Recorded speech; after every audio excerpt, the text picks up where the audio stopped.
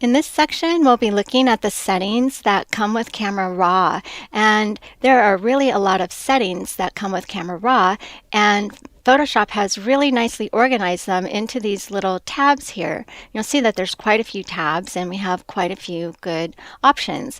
Notice when I put my cursor on top of a tab, I get a tooltip telling me what that tab is for. So this first tab is your basic settings, then we have tone curves, we have detail, the sharpening and detail. We have hue, saturation, and luminance. We have split toning, lens correction, effects, camera calibration, and a place to save presets.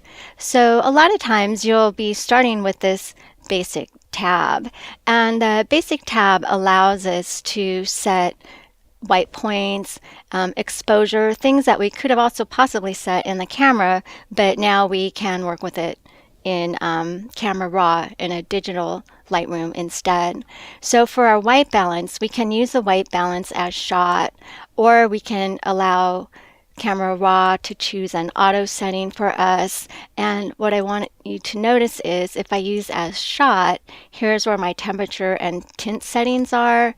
If I auto white balance, notice the sliders have moved. So you can use these sliders now to set up a custom white point. Or remember, you also have the white point tool.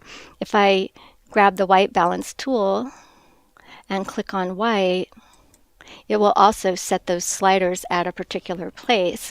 So you can choose from here if you want to do custom settings. One thing that's really nice about setting the temperature is if you're trying to make it look a little bit more like a warm sunny day, you can move the slider even a little bit farther to the right.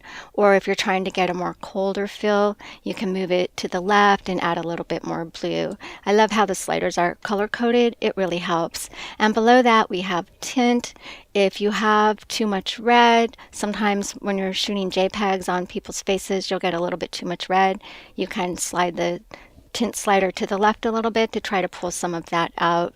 But notice when we're working over here in these tabs, what we're doing is pretty global to the image, as opposed to using the tools where we can customize exactly where those settings are going to go.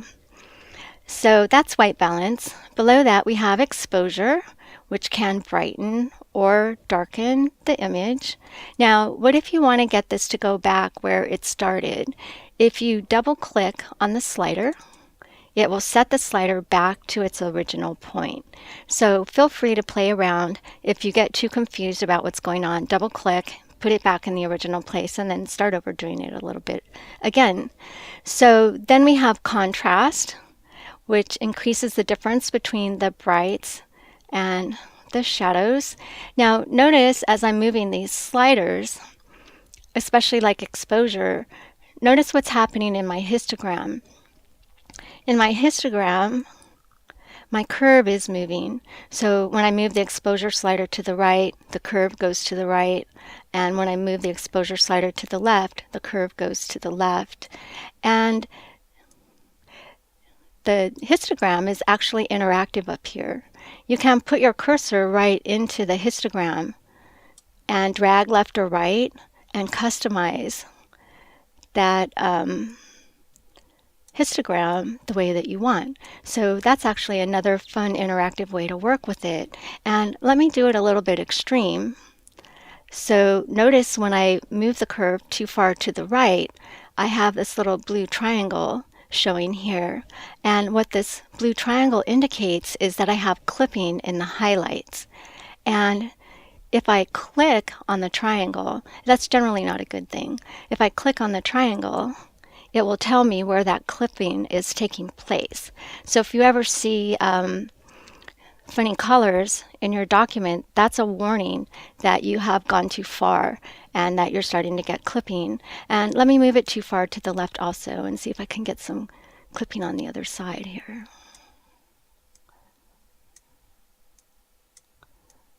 Okay, so now notice this one's activated. If I click on this, then I'm going to get blue indicating where I have clipping in the shadows. So just something to watch out for while you're using these sliders. You want to be careful not to really overdo it. And now if I want to reset everything that I've been doing, down here at the bottom, where normally it would say cancel, if you hold the Alt key and it changes cancel to be a reset, I can click on reset and that will reset everything. Now, usually after you've been working for a little while, you might not want to reset every little thing. But if you do, that's an easy way to do that. Okay, so we were looking at exposure and we were looking at contrast. Next, we have highlights that will allow us to increase just the highlight area of the document, and we have shadows that allows us to increase just the shadows. And we can make the shadows lighter or darker. Same thing with the highlights. If the highlights are too bright, we could bring them down just a little bit, and that would pull them away from hitting the edge of the clipping. So you can move that slider either way. Blacks, having a little bit more blacks generally can improve detail a little bit. So if you feel like your image is a little soft, you can move blacks to the left, or if you think it's a little bit too sharp, you could pull blacks a little bit to the right and try to back off from that sharpness a little bit. The next option that we have down here is clarity. Clarity is a way of kind of sharpening your document a little bit, and it tends not to over sharpen as much as a straight on sharpen. But one of the things that does happen when you use clarity, notice when I move this slider really far to the right, is it makes things more clear by adding a lot more black into the detail. So if you use that, then you might want to use the blacks a little bit to the right to kind of soften that back up a little bit. You might need to adjust for that a little bit. And you want to be careful about using clarity too much, because it does add a lot more black into your image. Unless it's appropriate for the image, that could maybe not be a good thing. The next option we have here is Vibrance. Vibrance is for increasing the color in the image. And we have actually two tools for that. We have Vibrance and we have Saturation. And so you need to know how they work a little bit differently to know which one you might want to use. So Vibrance is really for increasing color in the mid color range area of the document. So it's not going to do all of the colors, just the colors in the mid-range. And saturation increases all the colors the same amount. So notice when I pull the slider to the right, you can see the difference. This is saturation, and all of the colors are much brighter. And then this is Vibrance, where it increases the color in the image, but not quite as drastically as saturation. And you can use them together. So if you want to overall increase everything a little bit, and then still add a little bit of pop in the mid-range of the colors, you can use these in combination. But pay attention when you're doing that, because it's pretty easy to kind of do too much when you're using both sliders at the same time. So another tool that I want to show you while we're still on this basic tab is you can compare side by side where your image started and where it is now to see if you're happy with the improvements that you've been making. And to do that, you're going to use this button right here underneath the document window. And it has several different views. And you can either click on it and hold it and choose one of the options, or you can toggle through them by clicking on the button. So if I click it once, notice now it put the two images side by side. And now I can decide if I feel like this side is an improvement over what was going on the left-hand side. So it's really nice to be able to see them side by side. You can also swap their sides. And you can copy settings from one side to the other side also. But mainly I just use it this way, where I put them side by side so that I can compare them. And just to remind you, it even says before and after at the top, so you can remember which one is which. Okay. If you didn't want to see them side by side, you can use this button to toggle between the defaults and the change that it is now. I find that a little harder. I like to see them side by side so that I can compare them a little bit better. Okay, so that's a little bit about the basic tab. The next tab I'd like to show you is the tone curves. In the tone curves, basically you can work with highlights and shadows, and then it's how much of the highlights do you want to affect and how much of the shadows. So if you move the highlights slider, you're really working with like the top third or top quarter of the highlights in the document. And notice when I increase those, it's putting me into a clipping problem there. So I want to be careful not to go too far. And if I do lights, it's going to be doing a lot more. It's going to do like the top half or even the top 2/3 of lights. On the darks, same thing, it's a third. So let's see, maybe with my lights, what I'd like to do is just bring them down a little bit to get them away from the clipping. And then with my darks, let's see, yeah, that puts me in clipping too. So let's see, I just have that one little thing. I don't want to move it that far to the right. But notice that it's moving a huge section of the curve. And with the shadows, it's going to be just doing a smaller 1/3 to 1/4 of that curve in the area that is changing. So when you look at this, it's like a regular curve window where this is telling you what's going on with the very darkest pixels, and this is showing you what's going on with the very lightest pixels. And then notice the histogram is telling you what the histogram really looked like. Okay, you can also go to this point curve, and in here it works like a regular curve adjustment where you can set your points anywhere that you want and make your changes this way. So for those of you that prefer to do your curves manually, you have that option in Camera Raw also. The next window is about sharpening. Now, sharpening in here is nice. It's non-destructive, and we have this detail slider, and we also have a masking slider. That's really good. So when you're sharpening, you want to be really careful about not overdoing it. If you do too much, then you can really do a lot of damage to your image. So notice how much clipping I'm getting from using the sharpening. Let's come back here and just reset, so that you're really only seeing what's happening on this one panel. Okay, so now when I increase my sharpening, I'm still getting that clipping there a little bit, but notice how much sharper my image is looking. It's a little too much. So let me tell you, subtlety is the best way to go. What radius does is it determines how much kind of like a little halo there's going to be around the pixels that are sharpened. So for radius, you like to keep it in a low numbers. So anywhere between 0.7 and 1.4 is kind of like a good range to work with. You don't want to go too high with that generally. And the detail slider is really nice. I would sometimes opt for detail over the sharpening because it'll still give you some good details without over sharpening or damaging your image quite so much. And then this last slider is for masking. So at first when you're putting this on, it's putting it on quite a bit of the image, and the masking slider allows you to see exactly where it's going and make it a little bit less. So the way you use the masking slider is to hold down the Alt key and then move the slider. And notice right now it's 100% white, which means everything in the image is getting sharpened. But as you move it to the right, it starts to look like a mask. And that's telling you exactly where the sharpening is going to go. So really, if you just want sharpening kind of in the leaf area, see how I'm moving it to the right?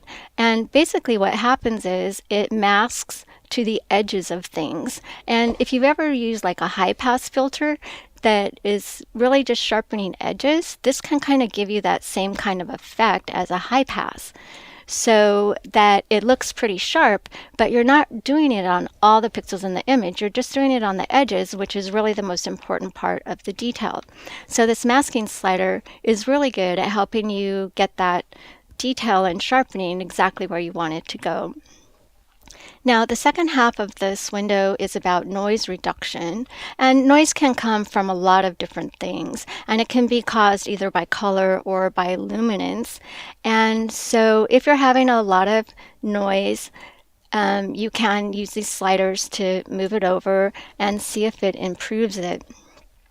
You can also work with the detail and contrast to try to get rid of that noise. But I have to tell you, noise is something, it's pretty hard to get out of your image. A lot of times I would say maybe try to take another shot that doesn't have so much noise. I really only use this on an image when maybe it was a one-time experience and I can't go and get another shot, then I'll try to fix it. And there's also color noise. So if your noise is like a lot of pixels with a lot of varied colors, then you can come in here and work with a color slider to try to improve that particular image. So that is the Details tab. Let's reset. Okay, so the next tab we have is the HSL tab, and the HSL tab is where we can work with hue, saturation, and luminance. Luminance is about the kind of the lightness or darkness, and so in this tab you can choose a particular color from your document, and from there you can choose if you want to make it a little bit whiter or a little bit darker. So you can add tints and shades from this window, and you just slide it and see how it works. Now, another tab that you have in here is saturation. If you want to increase the brightness of the hue, you can move the slider to the right and it will increase the saturation. Now remember to watch what's going up here on the histogram while you're doing that, or you can move to the left and it will actually withdraw the color for that particular color. So it will desaturate. And then the third tab is for hue. So if you wanted to change the colors a little bit, notice from red, you can move it a little bit more to the orange side, or you can move it a little bit more to the pink side. Same thing with yellows. The yellows can be a little bit more green, or they could be a little bit more orange.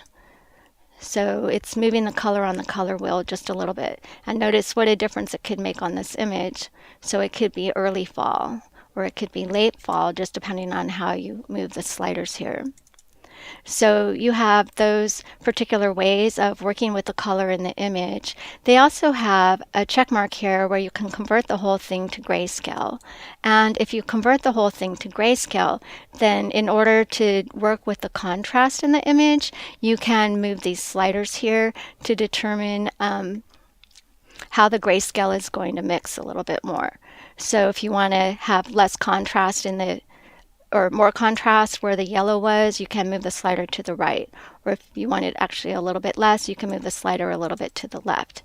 So these are our grayscale mix sliders. It's very similar to the black and white adjustment layer that we have inside of the Photoshop adjustment panel. Okay, so that's the hue, saturation, and luminance tab. Let me reset, and we'll go to the next tab. The next tab is split toning, and what that does is it allows you to change what color is in the highlight area and what color is going to be in the shadow areas. So if I move this hue slider around, well, first of all, notice saturation is set to 0. So in order to see the color, I'll need to move the saturation slider to the right. And then as I go through the image, it's changing the tone in the color tone in the particular areas that are more like highlights. And the same idea, let's bring this down. The same idea is what's going to happen in the shadow area. Let's pick like a blue here. The same thing happens in the shadow area. Let me bring the saturation up a little bit, and then I can change what kind of colors I have in the shadow area. So I can make the shadows have a little bit more of a blue tone, or an orange tone, depending on what time of day or other effect I might be trying to make on the particular image, and bring up the saturation a little bit more. It's a little hard to see there. Well, let's see, we have blue in both. Let's make the highlights more yellow, and we'll have the shadows be blue. So right now it's a little bit hard to see what's happening, but we also have this other balance slider in the middle. And with the balance, you can make it so the highlights are more predominant, which should make things a little bit more yellow. And we can also go the other way and make the shadows more predominant, and that should bring out a little bit more of the blue color that we asked for in the shadows. So it's a nice way of mixing the two main tones instead of just saying let's make the whole image more yellow or let's make the whole image more blue like we did when we set the white point. This lets you split them up and have a little bit different color in each one of them. Let's reset. Now the next tab is pretty nice. It does a couple of different things. So this is for correcting lens problems that you might have, and this first tab is for working with chromatic aberrations and fringe. So I don't have a damaged enough image to really show you, but I'm sure you've seen it on pictures that you've taken where there's a little purple hue around the edges of your image, or sometimes it's green. So what you can do is use this slider to say how much of that fringing that you want to take off, and you just move it to the right until you see that color go away. And if you're fringing, it could be within a range between blue and kind of like a reddish orange. So underneath here is a little slider that you can move to the right or left, and you can also increase or decrease how much of the area it's going to affect. So really how I would use it is first move the slider to the right and then work with this to fine tune the removal of the fringe.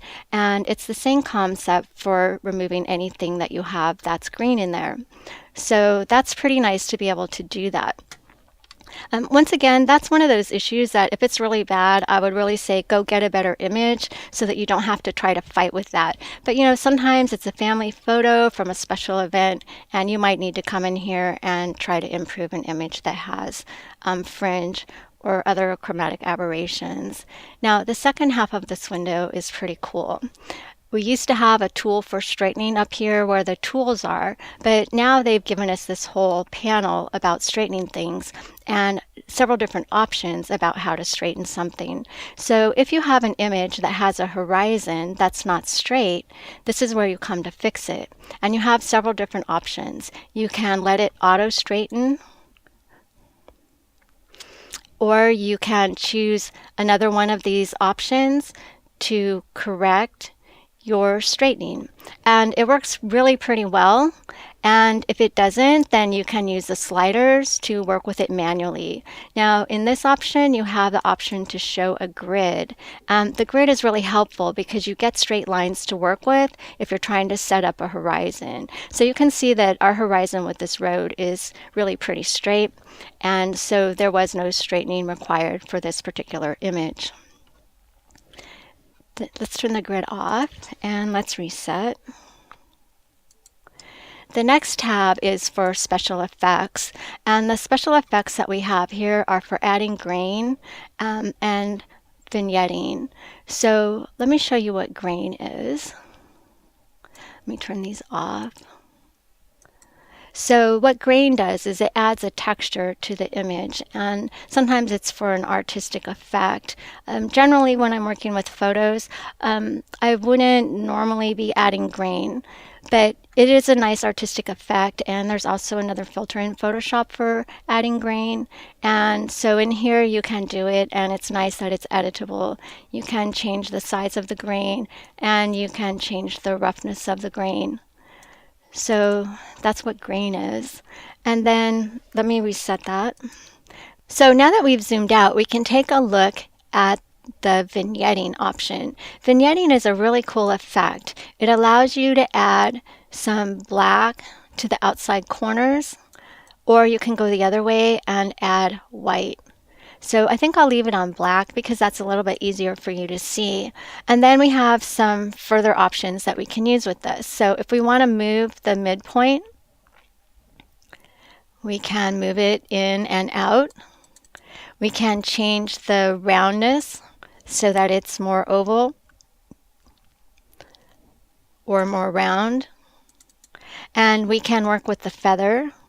So if we move it to the left, we have a solid line around the vignette, or if we move it to the right, we have a softer feather. And then we can work with highlights.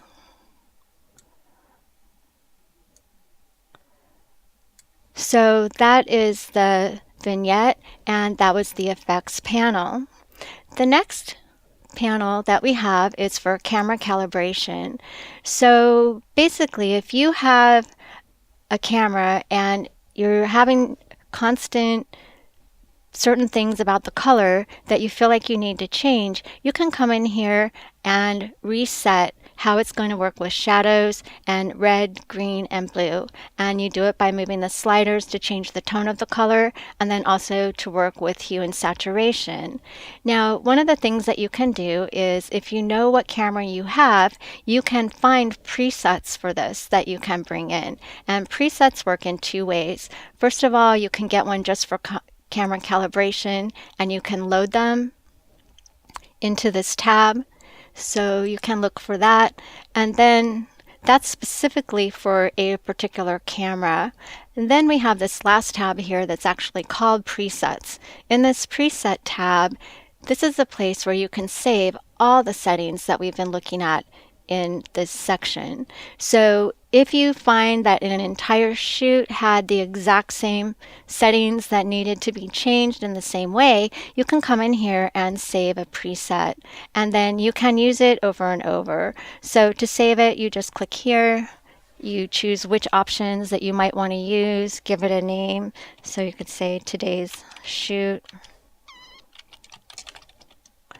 and save it, and then it'll be there. And you can also save these out and load them in to other versions of Camera Raw. So it's really a good idea when you find yourself doing the same thing over and over to just save those presets, because that's a lot of settings to have to redo for many different times. So these presets could also be saved and shared. So really nice of them to add this presets window for us to use in Camera Raw. And that's quite a bit of information about the Camera Raw settings.